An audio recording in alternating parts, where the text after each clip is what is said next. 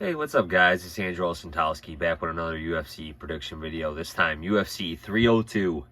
Makhachev versus Poirier goes down in 3 weeks. Goes down Saturday, June 1st, 2024. Prelims begin at 6. Pay-per-view. Going down from the Prudential Center in Newark, New Jersey.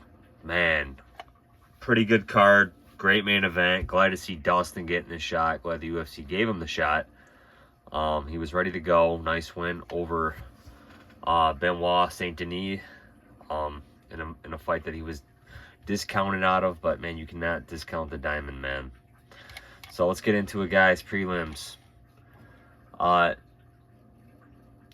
And Tumbaril against Andre Lima. We just seen Andre Lima take a bite, get bitten on March 23rd.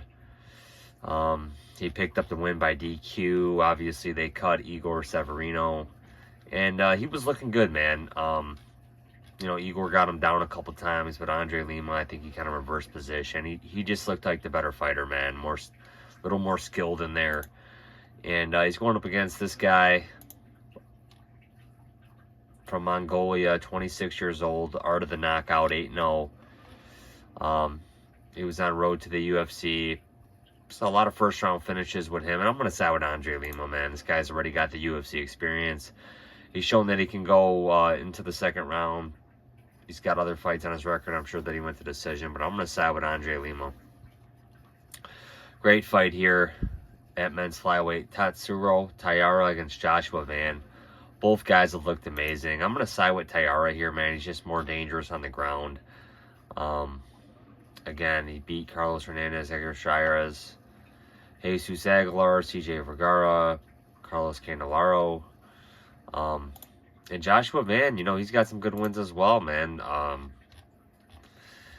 Wins over Felipe Bunes, Kevin Borjas. The Kevin Borjas win, I don't know, it doesn't look so good in retrospect with the way Alexander Costa just destroyed him. But I'm going to start with Taira here, but again, this is a fight that, hey, maybe Van can win this if he keeps his standing. Nico Price against Morono. Nico Price, I think he's on his last UFC little run here. Again, his last win over is Alex Oliveira, and that was 3 years ago, and it's just been bad. It's just been bad, man. And, you know, just like when he came into the UFC and he kind of retired Brandon Thatch type deal, where you never saw Brandon Thatch again. I mean, I kind of think Nico Price is kind of at the end of his UFC run. I think he's taking a lot of damage. I don't know how much he's training. Morono, he's still looking good, man. It's on a one-fight win streak over Court McGee. Lost to Buckley before that, but we know how good Buckley's been looking, man. No shame in that. So I'm going to side with Morono. Phil Rowe against Jake Matthews. I'm going to side with Phil Rowe here just because he's got a longer reach. But both fighters have been inconsistent, but I'm going to side with reach. Grant Dawson against Joe Selecki. 2 grapplers. I'm going to side with Dawson, man. He needs to rebound after that Bobby Green humbling knockout loss very early into the first round. 33 seconds. I don't think we see Grant Dawson headlining a UFC fight night for ways to come. Not saying it's improbable because, you know, the UFC does run 43 events a year. So, you know, look, we got Lewis against Nascimento this card. So, Joe Selecki, pull up his record. One fight losing streak, coming off a loss to Drakkar Klose. Again, I don't really think that highly of Drakkar Klose. So, take that for what it is. I'm going to side with Dawson. Mickey Gall against Basil Hafez. Mickey Gall, thought he was cut from the UFC, but hasn't fought in over 2 years. Lost to Mike Malott. We know how good Malott is. He's pretty damn good. And he's going up against Basil Hafez, who's coming off a loss to, is it JDM? Did he fight JDM? Yeah, he did. Split decision loss in July of last year. We haven't seen him since. 10 months, well, almost the full 11 months, but I'm going to side with Basil Hafez to get his first UFC win. Jocelyn Edwards against Aline Perez. Not impressed with either girl. I'm going to side with Aline Perez here. Heading into the pay-per-view portion of the card, Randy Brown against Elizu Zaleski. Should be an interesting fight. I'm going to side with Brown. He's a little bit younger, longer reach. But it should be interesting, man. You can never count Zaleski out, but I'm going to side with Randy Brown. Jailton Almeida against Alexander Romanov, and I do think Almeida gets back on the horse here. Again, I did like Curtis Blades in that fight against Almeida, so I'm not surprised he lost. Definitely surprised he didn't throw his hands more, but I mean, he just looked horrible, man. Definitely got a lot to work on. The Derek Lewis fight really showed that, really exposed his weakness, dude. I thought if Derek Lewis could have kept it standing and landed a little more on the feet, he would have had Almeida out of there, but he couldn't. But it was close, man. He came close to landing, but I think Almeida rebounds, gets a win over Romanov, who just does not impress me in the slightest, man. This guy's a middle tier heavyweight. He's not going above the middle tier.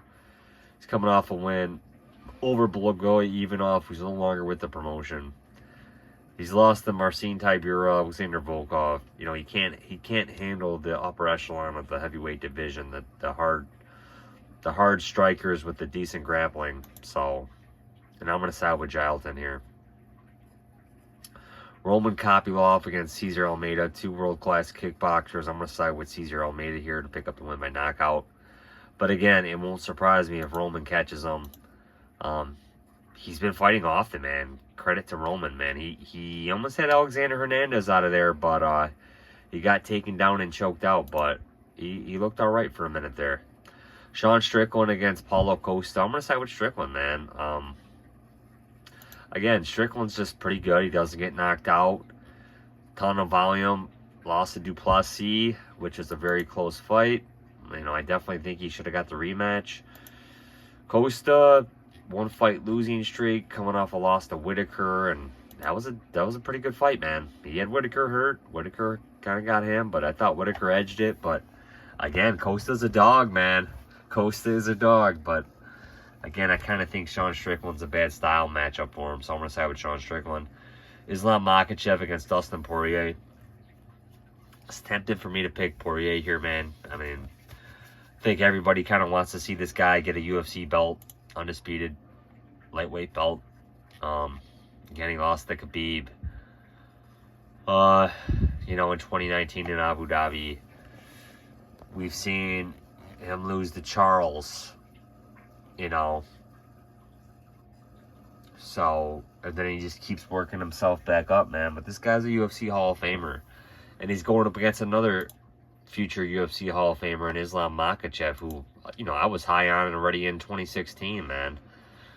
You know, I had him picked to beat Drew Dober in that UFC Fight Night main event that got pulled after Makhachev popped for, oh man, what was that pill that people were taking, man? Back then, the Russian tennis player was taking it. But I'm going to side with Makhachev here, man. Just younger, better. But again, man, it'll be interesting because Poirier's got good cardio. He's got decent grappling. And he can strike, man. And if Makhachev gets worn down, you know, from just all the grappling exchanges, man. I mean, who knows if Poirier can't catch this guy in the third, fourth round. Just kind of how he caught Benoit Saint Denis. But I'm going to side with Makhachev here, man. I just think he's the better fighter, more well-rounded. Makhachev, he absolutely destroyed Alexander Volkanovski in the rematch. And I know Volk took it on 10 days' notice, but he just destroyed Volk. He looked very improved striking. Guy's really come a long way with his striking, man, as well with his grappling. And I'm just going to side with Makhachev here to pick up the win.